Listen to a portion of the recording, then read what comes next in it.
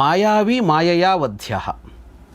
ಯಾರು ವಂಚಕತನದಿಂದ ವರ್ತಿಸ್ತಾನೋ ಅವನನ್ನು ವಂಚನೆಯ ಮೂಲಕ ಕೊಲ್ಲೋದ್ರಲ್ಲಿ ತಪ್ಪಿಲ್ಲ, ಅದರ ಮೂಲಕ ಕೊಲ್ಲಬೇಕು ಅವನನ್ನು. ಯಾಕೆಂದರೆ ವಂಚಕನನ್ನು ವಂಚನೆಯ ಮೂಲಕ ಹಿಡಿದೆ ನೇರವಾಗಿ ಹಿಡಿಯೋಕ್ಕಾಗಲ್ಲ. ಹಿರಣ್ಯಕಶಿಪು ಇಬ್ಬರಲ್ಲಿ ಹಂದಿ ಬಂತು, ಹಂದಿ ಬಂದು ಹಿರಣ್ಯಾಕ್ಷನ ಕೊಲ್ಲೋಕ್ಕಾಗತ್ತಾ? ಹಂದಿ ಹೇಗೆ ಕೊಲ್ಲತ್ತೆ ಅವನಿಗೆ? ಅವನು ಅದಕ್ಕಾಗಿ ಅದನ್ನೆಲ್ಲ ಲೆಕ್ಕಕ್ಕೆ ಸೇರಿಸ್ತಿಲ್ಲ. ದೇವಾನುದೇವತೆಗಳೇ ಅವನಿಗೆ ಲೆಕ್ಕಕ್ಕಿಲ್ವಂತೆ, ಹಂದಿ ಒಂದು ಹೇಗೆ ಲೆಕ್ಕ ಅಂತ. ಆದರೆ ಬಂದಿದ್ದ ವರಾಹವ ಅಂತ ಅಂದರೆ ಅಲ್ಲ, ವರಾಹದೊಳಗೆ ಬೇರೆ ಯಾರೋ ಇದ್ದರು, ವಿಷ್ಣು ಇದ್ದ. ಆದರೆ ಹೊರಗಡೆಯಿಂದ ಏನಿತ್ತು? ಅದೊಂದು ತಂತ್ರ. ಒಬ್ಬ ಅದ್ಭುತ ಸೌಂದರ್ಯದ ಅಪ್ಸರೆಯನ್ನು ಹುಟ್ಟಿಸ್ತಾರೆ, ಅವಳನ್ನು ಕಳಿಸ್ತಾರೆ. ಸುಂದ ಹೇಳ್ತಾನೆ ಇವಳು ನನ್ನ ಹೆಂಡತಿ ಅಂತ. ಅವನೊಬ್ಬ ಸುಂದ ಹೇಳ್ತಾನೆ ಇಲ್ಲ ನಂಗೆ ಮನಸ್ಸಾಗಿದೆ, ಅವಳು ನನ್ನ ಹೆಂಡತಿ ಅಂತ. ಅವಳು ಯಾರಿಗೆ ಅನ್ನೋ ವಿಷಯದಲ್ಲಿ ಅನ್ಯೋನ್ಯವಾಗಿದ್ದ ಅಣ್ಣ ತಮ್ಮ ಹೊಡ್ಕೊಂಡು ಸತ್ತೋಗ್ತಾರೆ, ಇಬ್ಬರು ಹೊಡ್ಕೊಂಡು ಸತ್ತೋಗ್ತಾರೆ. ಕ್ಷತ್ರಿಯರ ಕುಲದಲ್ಲಿ ಹುಟ್ಟಿದೆಯಾ, ಕ್ಷತ್ರಿಯೋಸಿ, ಕ್ಷತ್ರಿಯ ನೀನು, ಕುಲೋದ್ಭವ, ಅದರಲ್ಲೂ ಹೆಸರಾಂತ ವೀರರ ಮನೆತನದಲ್ಲಿ ಹುಟ್ಟಿದೆಯಾ, ಅದರಲ್ಲೂ ಕೌರವೇಯೋ ವಿಶೇಷೇಣ. ಯುದ್ಧ ಮಾಡದೆ ಇರೋದು ಹೀಗೆ ನೈಷಧರ್ಮ ಸನಾತನಃ, ಇದು ಕ್ಷತ್ರಿಯ ಧರ್ಮ ಅಲ್ಲ. ಅನಾರ್ಯಜುಷ್ಟಂ ಅಸ್ವರ್ಗ್ಯಂ, ನಿನಗೆ ಪುಣ್ಯ ಕೂಡ ಬರಲ್ಲ ಇದರಲ್ಲಿ. ಉತ್ತಮ ಭಾಷಣಕಾರನಾಗಬೇಕೆ, ಸಾರ್ವಜನಿಕ ವೇದಿಕೆಗಳಲ್ಲಿ ನಿರರ್ಗಳವಾಗಿ ಮಾತನಾಡಬೇಕೆ? ಇಲ್ಲಿದೆ ಕಲಿಯುವ ಸುವರ್ಣಾವಕಾಶ. Public speech and media management workshop, 1 ದಿನದ ಕಾರ್ಯಾಗಾರ, ಮಾರ್ಚ್ 8 ಭಾನುವಾರ. ಆಸಕ್ತರು ರಿಜಿಸ್ಟರ್ ಮಾಡಿಕೊಳ್ಳಿ.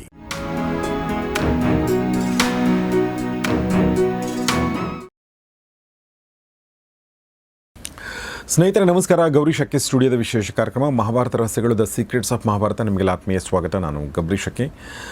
ಮಹಾಭಾರತ ರಹಸ್ಯಗಳನ್ನ ಹೇಳೋದಕ್ಕೆ ನಮ್ಮೊಂದಿಗೆ ಜಾಯ್ನ್ ಆಗಿದ್ದಾರೆ ವಿದ್ವಾನ್ Jagadish Sharma Sampa sir. Welcome to the show. ನಮಸ್ತೆ ಸ್ನೇಹಿತರೆ. ಕಾರ್ಯಕ್ರಮ ಶುರು ಮಾಡೋಕ್ಕಿಂತ ಮುಂಚೆ ಜಾಯಿನ್ ಬಟನ್ ಅಂತ ಇರುತ್ತೆ, ನಿಮಗೆ ಹೇಳಿದ್ದೀನಿ ಮುಂಚೆ. ಕೇಳದೆ ಇರೋರಿಗೆ ಈ ವಿಷಯ, ಒಂದಷ್ಟು ಎಕ್ಸ್ಕ್ಲೂಸಿವ್ ವಿಡಿಯೋಗಳು ಮಾಡ್ತಿರ್ತೀವಿ. ಆಸಕ್ತರು ಮತ್ತು ಗೌರಿ ಶಕ್ಕಿ ಸ್ಟುಡಿಯೋನ ಸಪೋರ್ಟ್ ಮಾಡಬೇಕನ್ನೋರು ಅದರ ಮೂಲಕ ಜಾಯ್ನ್ ಆಗಿ ನೀವು ನಮ್ಮನ್ನು ಸಪೋರ್ಟ್ ಮಾಡ್ಬೋದು. ಒಂದಷ್ಟು ಎಕ್ಸ್ಕ್ಲೂಸಿವ್ ವಿಶೇಷವಾದ ವಿಡಿಯೋಗಳನ್ನ ನೋಡ್ಬೋದು. ಸೊ ಅಷ್ಟು ಹೇಳ್ತಾ ಮತ್ತೆ ವಾಪಸ್ ಮಹಾಭಾರತಕ್ಕೆ ಬರೋದಾದರೆ, ವೈಶಂಪಾಯನ ಸರೋವರ ಅಂತ ನಾವು ಅಂದ್ಕೊಂಡಿದ್ವಿ, ದ್ವೈಪಾಯನ ಸರೋವರ ಅಂತ ಸರ್ ಹೇಳ್ತಾ ಇದ್ರು. ಆ ಸರೋವರದ ಹತ್ರ ಈಗ ಪಾಂಡವರೆಲ್ಲರೂ ಬಂದರು.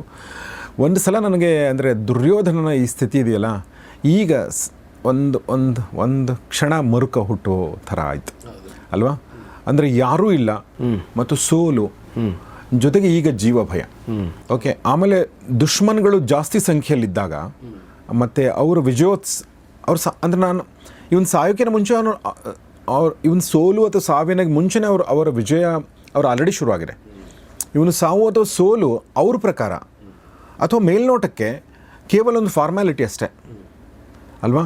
ಹೀಗೆ ಅಂತಂದರೆ ದುರ್ಯೋಧನಗೂ ಅಂದರೆ ಸಾಮಾನ್ಯ ಮನುಷ್ಯರಿಗೆ ಅನಿಸ್ಬಿಡುತ್ತೆ, ಆಯಿತು ಈಗ ನಾನು ಸಾಯಬೇಕು ಅಂಥೇಳಿ. ಅಂಥ ಒಂದು ಘಟ್ಟದಲ್ಲಿ ದುರ್ಯೋಧನ ಇದ್ದಾಗ ನಮಗೂ ಅದ್ರ ಬಗ್ಗೆ ಒಂದು ಸ್ವಲ್ಪ ಎಂಪತಿ ಕ್ರಿಯೇಟ್ ಆಗುತ್ತೆ.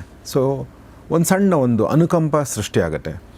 ಸೊ ಅಂಥ ಒಂದು ಜೀವಂತ ಕ್ಯಾರೆಕ್ಟರ್ ದುರ್ಯೋಧನ ಅಲ್ವಾ?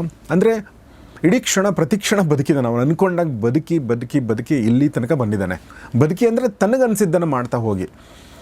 ಮತ್ತು ಗಟ್ಟಿಗ ಸರ್ ಹೇಳಿದ ಹಾಗೆ ಬೇರೆ ಯಾರಾದರೂ ಅಲ್ಲಿದ್ದರೆ ಬಹುಶಃ ಹಾರ್ಟ್ ಅಟ್ಯಾಕಿನಲ್ಲಿ ಸತ್ತೋಗ್ಬಿಡ್ತಾರೆ ಈ ಟೈಮ್ ಅಲ್ವಾ? ಬಟ್ ಅವನು ಅಲ್ಲಿ ಕೂತ್ಕೊಂಡು ನಾಳೆ ಯುದ್ಧ ಮಾಡಬೇಕು ಅಂದ್ಕೊಂಡಿದ್ದಾನೆ.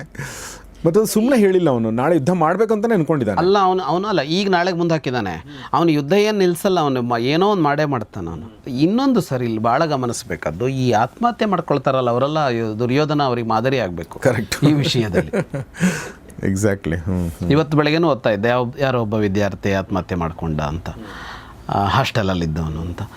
ಅಂಥವ್ರಿಗೆ ಇದನ್ನು ಖಂಡಿತ ಹೇಳಬೇಕು, ನೀವು ಈ ವಿಷಯದಲ್ಲಿ ದುರ್ಯೋಧನ ಥರ ಇರಿ ಅಂತ. ಕರೆಕ್ಟ್. ಏನೇ ಆದರೂ ಕೂಡ ಅಂದರೆ ಎದುರಿಸ್ಬೇಕು. ಏನೇ ಅಂದರೆ ಹುಲ್ಲು ಕಡ್ಡಿ ಆಸರೆ, ಒಬ್ಬ ಆಸರೆ, ಅಥವಾ ಯಾರೂ ಇಲ್ಲ ನಾನಿದ್ದೀನಿ ನಾನೇ ಮಾಡ್ತೀನಿ ಅನ್ನೋದು ಇದೆಯಲ್ಲ, ಅಂದರೆ ಕೊನೆಯ ತನಕ ಫೈಟ್ ಮಾಡುವಂಥದ್ದು. ಅಂದರೆ ಈ ಒಂದು ಆ್ಯಟಿಟ್ಯೂಡ್ ಇದೆಯಲ್ಲ, ಇದೇನಾದರೂ ಒಳ್ಳೆಯವ್ರ ಹತ್ರ ಇದ್ದುಬಿಟ್ರೆ ಇಡೀ ಭೂಮಂಡಲವ ಅವ್ರ ಸುಪರ್ದಿಗೆ ಬಂದುಬಿಡುತ್ತೆ. ಅಂದರೆ ಅವ್ರು ಅಂದ್ಕೊಂಡದ್ದು ಮಾಡೋಕ್ಕೆ ಸಾಧ್ಯ ಆಗುತ್ತೆ. ಇಷ್ಟೆಲ್ಲ ಇದ್ದು ಕೂಡ ಈತನಿಗೆ ಯಾಕೆ ಸಿಗಲ್ಲ ಅಂದರೆ ಈತನ ಧಾರ್ಷ್ಟ್ಯ ಅಥವಾ ದಾರ್ಢ್ಯದ ಹಿಂದೆ ಒಳ್ಳೆ ಇಂಟೆನ್ಷನ್ ಇಲ್ಲ, ಬೇರೆ ತೊಗೋಬೇಕು ಅಂತ ಇರೋದ್ರಿಂದ ಈತ ಸೋಲು ಅನುಭವಿಸ್ತಾ ಇದ್ದಾನೆ ಅಲ್ವಾ? ಈತ ಏನಾದರೂ ಅಕಸ್ಮಾತ್ ಪಾಂಡವರ ಪಾಳ್ಯದಲ್ಲಿ ಇದ್ದಿದ್ರೆ ಯೋಚನೆ ಮಾಡಿ ಅಲ್ವಾ? ಹೌದು ಹೌದು. ಕೃಷ್ಣ ಏನಾದರೂ ಈತನ ಜೊತೆಗೆ ಇದ್ದಿದ್ರೆ ಅಲ್ವಾ? ಹೌದು. ಸೊ ಯಾಕಂದ್ರೆ ಬೇರೆ ಯಾರಿಗೂ ಕೂಡ ಇಷ್ಟೊಂದು ಮಹತ್ವಾಕಾಂಕ್ಷೆನೇ ಇಲ್ಲ, ಪಾಂಡವರಲ್ಲೂ ಇಲ್ಲ, ಯಾರಿಗೂ ಇಲ್ಲ, ಈತನಿಗೆ ಮಾತ್ರ ಇದೆ. ಹೌದು. Yes sir. ಪಾಂಡವರು ಇಲ್ಲಿಗೆ ಬಂದು ತಲುಪ್ತಾರೆ. ಬಂದು ನೋಡಿದರೆ ಯಾರೂ ಇಲ್ಲ. ದ್ವೈಪಾಯನ ಸರೋವರದಲ್ಲಿ ಅವನು ಒಳಗಡೆ ಕೂತಿದ್ದಾನೆ ಅನ್ನೋದಂತೂ ಗೊತ್ತಾಗಿದೆ. ಕೃಷ್ಣನಿಗೆ ಯುಧಿಷ್ಠಿರ ಹೇಳ್ತಾನೆ, ಪಶ್ಯೇಮಾಂ ಧಾರ್ತರಾಷ್ಟ್ರೇಣ ಮಾಯಾಮಪ್ಸು ಪ್ರಯೋಜಿತಾಂ ವಿಷ್ಟಭ್ಯ ಸಲಿಲಂಶೇತೆ ನಾಸ್ಯ ಮಾನುಷತೋ ಭಯಂ. ನೋಡು, ಇವನನ್ನು ವಂಚನೆ ಮಾಡಿ ಒಳಗೋಗಿ ಕೂತಿದ್ದಾನೆ ಅಂತ. ಇವನು ಹೀಗೆ ಕುಳಿತಿರೋದ್ರಿಂದಾಗಿ ಮನುಷ್ಯರಿಂದ ಭಯ ಇಲ್ಲ ಇವನಿಗೆ ಅಂತ. ಇವನು ಇದ್ರ ಒಳಗಡೆನೇ ಇದ್ದರೆ ಮನುಷ್ಯರಿಂದ ಭಯ ಇಲ್ಲ ಅಂತ ಹೇಳ್ತಾನೆ. ದೈವೀಂ ಮಾಯಾಮಿಮಾಂ ಕೃತ್ವ ಸಲಿಲಾಂತರ್ಗತೋಹ್ಯಹಂ ಅಂತ. ಈಗ ಅವನೇನು ಬಳಸಿದಾನೋ ಇದು ದೈವಿ ವಿದ್ಯೆ ಅಂತ, ದೈವಿ ಮಾಯೆ ಅಂತ. ಮಾಯೆ ಅಂದರೆ ಇಲ್ಲಿ ಇದು ಅಂತ ಅರ್ಥ ಅಲ್ಲ, ಅಂದರೆ ಕಣ್ಕಟ್ಟು ವಿದ್ಯೆಗಳು ಅನ್ನೋ ಅರ್ಥದಲ್ಲಿ ಮಾಯೆ ಅನ್ನೋದನ್ನು ಬಳಸ್ತಾರೆ. ಅಂದರೆ ಹಾಗೊಂದು ಸೃಷ್ಟಿ ಆಗುತ್ತಲ್ಲ, ಮಾಯೆ ಅಂದರೆ ಹಾಗಲ್ವ, ಅದು ನಿಜ ಆಗಿರೋಲ್ಲ, ಹಾಗಿರುತ್ತಲ್ಲ. ಹಾಗೆ ಇದು ದೈವಿ ಮಾಯೆ, ಇದು ಭೇದಿಸೋಕ್ಕಾಗಲ್ಲ ಅಂತ. ಅಂದರೆ ಅವನೇ ಹೊರಗೆ ಬರಬೇಕು ಅನ್ನೋದು ಬಿಟ್ಟರೆ ನಾವು ಒಳಗೆ ನುಗ್ಗೇನು ಮಾಡೋಕ್ಕಾಗಲ್ಲ ಅಂತ. ಕುತೋ ಮಾನುಷತೋ ಭಯಂ. ಎಂಥ ಇದನ್ನು ಬಳಸಿದ್ದಾನೆ ಅಂತ ಅಂದರೆ ಯಾರೂ ಹೋಗೋಲ್ಲ ಅಂತ. ಅಂದರೆ ಜಲಸ್ತಂಭನ ಅಂದರೆ ಆ ನೀರಿದೆಯಲ್ಲ, ನೀರೊಳಗೆ ಪ್ರವೇಶ ಮಾಡೋಕ್ಕಾಗಲ್ಲ ಅಂತ. ಈಗ ಭೂಮಿ ಒಳಗೆ ಪ್ರವೇಶ ಮಾಡೋಕ್ಕಾಗತ್ತಾ ನಮಗೆ? ಇಲ್ಲ. ನೀರೊಳಗೆ ನಾವು ಇಳಿಬೋದು, ಯಾಕೆ ಅಂದರೆ ಅದರ ಸಾಂದ್ರತೆಯೋ ಇನ್ನೊಂದೋ ಏನೋ ಒಂದು ಇರುತ್ತಲ್ಲ. ನೀರನ್ನೇ ಗಟ್ಟಿಗೊಳಿಸಿದರೆ, ಈಗ ಹಿಮದ ಗಡ್ಡೆ ಇದೆ ಅಂತ ಅಂದ್ಕೊಳ್ಳೋಣ, ನೀರೇ ಅದು. ಹಿಮದ ಗಡ್ಡೆ ಒಳಗೆ ಇಳಿಯೋಕ್ಕಾಗತ್ತಾ ನಮಗೆ ಅಂದರೆ ಇಳಿಯೋಕ್ಕಾಗಲ್ಲ, ಯಾಕೆಂದರೆ ಘನ ಆಗಿರುತ್ತೆ ಅದು. ಆ ಕೆಲಸ ಆಗಿದೆ ಇಲ್ಲಿ ಅಂತ ಅರ್ಥ. ಅಂದರೆ ಜಲಸ್ತಂಭನ ಅಂದರೆ ಕೇವಲ ಕೆಳಗಡೆ ಹೋಗಿ ಉಸಿರನ್ನ ಬಿಗಿ ಹಿಡಿದು ಜೀವಂತವಾಗಿರುವಂಥದ್ದಲ್ಲ. ಮೇಲ್ಗಡೆಯ ಭಾಗ ಅನ್ನೋದು ಏನಿದೆ ಅದು ಹಿಮದ ಗಡ್ಡೆಯ ಥರ, ಅಥವಾ ಹಿಮದ ಗಡ್ಡೆಗಿಂತಲೂ ಗಟ್ಟಿಯಾಗಿಬಿಟ್ಟಿದೆ, ಕಲ್ಲು ಬಂಡೆಯ ಥರ ಆಗಿದೆ ಅಂತ. ಭೇದಿಸಿ ಒಳಗೆ ಹೋಗೋಕ್ಕಾಗಲ್ಲ, ಅದನ್ನು ರೀಚ್ ಮಾಡೋಕ್ಕಾಗಲ್ಲ ಬೇಸಿಕಲಿ. ಓಹೋ. ಈಗ ನಾವು ಇನ್ನೊಂದು ಸಲ ಚರ್ಚೆ ಮಾಡಿದ್ವಿ, ಬೇರೆಯವ್ರಿಗೆ ಗೊತ್ತಿತ್ತಾ ಅಂತ. ವಿದ್ಯೆಯನ್ನು ಭೇದಿಸೋದಕ್ಕಂತೂ ಗೊತ್ತಿರಲಿಲ್ಲ ಅನ್ನೋದು ಇಲ್ಲಿ ಗೊತ್ತಾಗುತ್ತೆ ಯುಧಿಷ್ಠಿರನ ಮಾತಲ್ಲಿ. ಆಮೇಲೆ ಇದು ಮನುಷ್ಯರಿಗೆ ಅಂದರೆ ಮನುಷ್ಯರು ಮಾಡುವಂಥ ಕಣ್ಕಟ್ಟಲ್ಲ, ಬದಲಾಗಿ ಇದು ದೇವರು ಮಾತ್ರ ಅಥವಾ ದೈವಿ ಶಕ್ತಿಗಳು ಮಾತ್ರ. ಅಲ್ಲಿ ಆಸುರಿ ಮಾಯೆ, ದೈವಿ ಮಾಯೆ ಅಂತ ಎರಡು ಸಾಧಾರಣವಾಗಿ ಬರುತ್ತೆ. ಈ ಮನುಷ್ಯರಿಗೆ ಸಾಧಾರಣವಾಗಿ ಮಾಯಾವಿದ್ಯೆಗಳು ಕಡಿಮೆ ಗೊತ್ತಿರ್ತಿರ್ಲಿಲ್ಲ ಅಂತಲ್ಲ. ಶಕುನಿಗೆ ಮಾಯಾವಿದ್ಯೆಗಳು ಗೊತ್ತಿತ್ತು ಅನ್ನೋದು ನಾವು ಯುದ್ಧದಲ್ಲಿ ನೋಡಿದ್ವಿ. ಒಂದಿನ ಮಾಡ್ತಾನಲ್ಲ ಅವನು, ಮಾಯಾವಿದ್ಯೆಯನ್ನು ಪ್ರದರ್ಶಿಸ್ತಾನೆ. ಅದೇ ಘಟೋತ್ಕಚ, ಅಲಂಬುಸ, ಈ ರಾಕ್ಷಸರೆಲ್ಲ ಮಾಯಾವಿದ್ಯೆಯನ್ನು ಇಲ್ಲಿ ಎಷ್ಟೋ ಪ್ರದರ್ಶಿಸಿದ್ದಾರೆ. ಮಾಯಾವಿದ್ಯೆಯನ್ನು ಇರಾವಂತ, ನಾಗಲೋಕದಿಂದ ಬಂದವನು, ಬೇರೆ ಬೇರೆ ಲೋಕದವರಿಗೆ ಇಂತಹ ಮಾಯೆಗಳನ್ನು ಬಳಸೋದಕ್ಕೆ ಬರುತ್ತೆ. ಮನುಷ್ಯರಿಗೆ ಬರೋಲ್ಲ, ಆದರೆ ಮನುಷ್ಯರು ಕಲಿತಾರೆ. ಶಕುನಿ ಕಲ್ತಿದ್ದಾನೆ ಅದನ್ನು, ಯಾರ ಹತ್ರನೋ ಹೋಗಿ ಎಲ್ಲೋ ಕಲ್ತ್ಕೊಂಡ್ಬಂದಿದ್ದಾನೆ. ಅದರಲ್ಲಿ ಆಸುರಿ ಮಾಯೆಗಳೊಂದಿಷ್ಟಾದರೆ ದೈವಿ ಮಾಯೆಗಳೊಂದಿಷ್ಟು. ಅಂದರೆ ಅದು ದೇವಲೋಕದವರ ವಿದ್ಯೆ, ಅದು ದೈವಿ ಮಾಯೆ ಅಂತ. ಆಸುರಿ ಮಾಯೆ ಅಂದರೆ ಅಸುರಲೋಕದವರ ವಿದ್ಯೆ ಅದು. ಹಾಗಾಗಿ ಇಲ್ಲಿ ಇವನಿಗೆ ಗೊತ್ತಿರೋದೀಗ ದೈವಿ ಮಾಯೆ ಅಂತ. ಇಲ್ಲಿ ದೈವಿ ಅಂದರೆ ಪರಮಾತ್ಮನಿಗೆ ಸಂಬಂಧಪಟ್ಟಿದ್ದು ಅಂತಲ್ಲ, ದೇವಲೋಕ ದೇವತೆಗಳಿಗೆ ಅಂತ. ನಿಕೃತ ಪ್ರಜ್ಞೋ ನಮೇ ಜೀವನ್ ವಿಮೋಕ್ಷತೆ. ಅಂದರೆ ಅಷ್ಟು ಇದೇನೆ ಅವನದ್ದು ಅಂತ, ವಂಚನೆಯ ಜಾಡೆ ಅವನದ್ದು ಅಂತ. ಎಲ್ಲಿ ಬೇಕಿದ್ರೂ ಇದು ಯುಧಿಷ್ಠಿರ ಹೇಳ್ತಾ ಇದ್ದಾನೆ. ಯದ್ಯಸ್ಯ ಸಮರೇ ಸಾಹ್ಯಂ ಕುರುತೆ ವಜ್ರಭೃತ್ ಸ್ವಯಂ ತಥಾಪ್ಯೇನಂ ಹತಂ ಯುದ್ಧೇ ಲೋಕೋದ್ರಕ್ಷತಿ ಮಾಧವ. ಇವನನ್ನು ಇವತ್ತು ಉಳಿಸೋಕೆ ಸಾಧ್ಯವೇ ಇಲ್ಲ ಅಂತ. ಇವನಿಗೆ ಸ್ವತಃ ವಜ್ರಾಯುಧವನ್ನು ಹಿಡಿದು ಇಂದ್ರನೇ ಬಂದರೂ ಕೂಡ ಇವತ್ತು ಇವನನ್ನು ನಾವು ಸಂಹರಿಸಲೇಬೇಕು ಅಂತ ಯುಧಿಷ್ಠಿರ ಕೃಷ್ಣನಿಗೆ ಹೇಳ್ತಾನೆ. ಯಾವುದೇ ಕಾರಣಕ್ಕೂ ಇವತ್ತು ಯುದ್ಧ ಮುಗಿಬೇಕು ದುರ್ಯೋಧನನ ಸಾವಿನೊಂದಿಗೆ ಅಂತ. ಕೃಷ್ಣ ಉತ್ತರ ಕೊಡ್ತಾನೆ, ಮಾಯಾವಿನ ಇಮಾಂ ಮಾಯಾಂ ಮಾಯಯಾ ಜಹಿ ಭಾರತ ಮಾಯಾವಿ ಮಾಯಯಾ ವಧ್ಯ ಸತ್ಯಮೇತದ್ಯುಧಿಷ್ಠಿರ. ಕೃಷ್ಣನ ನಿಲುವು ಇದೆಯಲ್ಲ ಇಲ್ಲಿ ಬಹಳ ಸ್ಪಷ್ಟವಾಗಿ ಬರುತ್ತೆ. ನಾವು ತುಂಬ ಸಲ ಮಾತಾಡಿದ್ದೀವಿ ಅದನ್ನು. ಅಶ್ವತ್ಥಾಮ ಹತಃ ಕುಂಜರ ಅಂತ ಕೃಷ್ಣ ಹಾಗೆ ಹೇಳಿದ ಸರಿಯಾ ಏನೇನೆಲ್ಲ ಮಾತಾಡಿದ್ವಲ್ಲ, ಯಾವುದು ಸರಿ ಯಾವುದು ತಪ್ಪು ಅಂತ. ಇಲ್ಲಿ ಕೃಷ್ಣ ಅದನ್ನು ಸ್ಪಷ್ಟವಾಗಿ ಹೇಳ್ತಾನೆ. ಮಾಯಾವಿ ಮಾಯಯಾ ವಧ್ಯ. ಯಾರು ವಂಚಕತನದಿಂದ ವರ್ತಿಸ್ತಾನೋ ಅವನನ್ನು ವಂಚನೆಯ ಮೂಲಕ ಕೊಲ್ಲೋದ್ರಲ್ಲಿ ತಪ್ಪಿಲ್ಲ, ಅದರ ಮೂಲಕ ಕೊಲ್ಲಬೇಕು ಅವನನ್ನು. ಯಾಕೆಂದರೆ ವಂಚಕನನ್ನು ವಂಚನೆಯ ಮೂಲಕ ಹಿಡಿದೆ ನೇರವಾಗಿ ಹಿಡಿಯೋಕ್ಕಾಗಲ್ಲ. ಅವ್ನು ನಮ್ಮನ್ನೇ ಹಿಡಿದು ಬಿಡ್ತಾನೆ, ಅಥವಾ ನಮ್ಮನ್ನೇ ಸಾಯಿಸ್ತಾನೆ, ಅಥವಾ ಕೈಗೆ ಸಿಗೋಲ್ಲ, ಏನೋ ಒಂದಾಗಿರುತ್ತೆ. ಹಾಗಾಗಿ ಅವನ ಮೇಲೆ ಪ್ರಯೋಗ ಮಾಡಬೇಕಾಗಿರೋದು ಯಾವುದು ಅಂದರೆ ಅದನ್ನೇ ಮಾಡಬೇಕು. ನೇರ ಯುದ್ಧ ಬಂದಾಗ ನೇರ ಯುದ್ಧ. ಈಗ ಈ ಗೆರಿಲ್ಲಾ ಮಾದರಿ ಯುದ್ಧ ಅಂತೆಲ್ಲ ಕರೀತಾರಲ್ಲ, ಅವು ಗೆರಿಲ್ಲಾ ಮಾದರಿ ಯುದ್ಧ ಮಾಡ್ತಾ ಇದ್ದಾಗ ನಾನು ನೇರವಾಗಿ ನಿಂತ್ಕೊಳ್ತೇನೆ ಅಂದರೆ ಆಗೋಲ್ಲ. ಆಗ ಈಚೆ ಕಡೆಯಿಂದಲೂ ಅದೇ ಆಗಬೇಕಲ್ವಾ. ಹಾಗಾಗಿ ಮಾಯಾವಿ ಮಾಯಯಾ ವಧ್ಯ. ಆದ್ದರಿಂದ ಮಾಯಾವಿನ ಇಮಾಂ ಮಾಯಾ ಮಾಯಾ ಜಹಿ ಭಾರತ. ಇದನ್ನು ನೀನು ಇಲ್ಲಿ ವಂಚನೆಯನ್ನು ಬಳಸೇ ನೀನು ಗೆಲ್ಲಬೇಕು, ಬೇರೆ ದಾರಿ ಇಲ್ಲ ಅಂತ ಕೃಷ್ಣ ಹೇಳ್ತಾನೆ. ಇಲ್ಲಿ ಈಗ ಅದನ್ನು ತಂತ್ರ ಅನ್ನೋ ಅರ್ಥ, ತಂತ್ರದ ಬಗ್ಗೆ ಮಾತಾಡ್ತಾನೆ ಕೃಷ್ಣ. ತಂತ್ರ ಅಂದರೆ ನಾವು ಕುತಂತ್ರ ಅಂತೆಲ್ಲ ಹೇಳ್ತೀವಲ್ಲ, ತಂತ್ರದ ಬಗ್ಗೆ ಮಾತಾಡ್ತಾನೆ. ಕ್ರಿಯಾಭ್ಯುಪಾಯೈ ಬಹುಲೈ ಮಾಯಾಮಪ್ಸು ಪ್ರಯೋಜ್ಯ ಜಹಿತ್ವಂ ಭರತಶ್ರೇಷ್ಠ ಪಾಪಾತ್ಮಾನಂ ಸುಯೋಧನಂ. ನೀನಿಲ್ಲಿ ತಂತ್ರ ಬಳಸಬೇಕಿದೆ ಈಗ.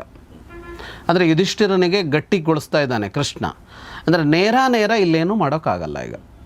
ಹಾಗಾಗಿ ಬೇರೆ ಬೇರೆ ತಂತ್ರಗಳ ಬಳಕೆಯಲ್ಲಿ ಆಗಬೇಕು. ಕ್ರಿಯಾ ಅಭ್ಯುಪಾಯೈ ಬಹುಲೈ, ಹಲವು ತಂತ್ರಗಳು ಬೇಕಾಗತ್ತೆ ಈ ಕೆಲಸ ಮಾಡೋದಕ್ಕೆ ಅಂತ. ಇದು ಹಿಂದೂ ನಡೆದಿದೆ ಅಂತ ಇತಿಹಾಸ ಹೇಳ್ತಾನೆ. ಹೀಗೆಯೇ ನಡೆದಿದೆ ಹಿಂದೆ. ಕ್ರಿಯಾಭ್ಯುಪಾಯೈರಿಂದ್ರೇಣ ನಿಹತ ದೈತ್ಯದಾನವಾಹ. ಇಂದ್ರ ಕೂಡ ಎಷ್ಟೋ ದೈತ್ಯರನ್ನು ದಾನವರನ್ನು ತಂತ್ರದ ಮೂಲಕವಾಗಿ ಕೊಂದಿದ್ದಾನೆ.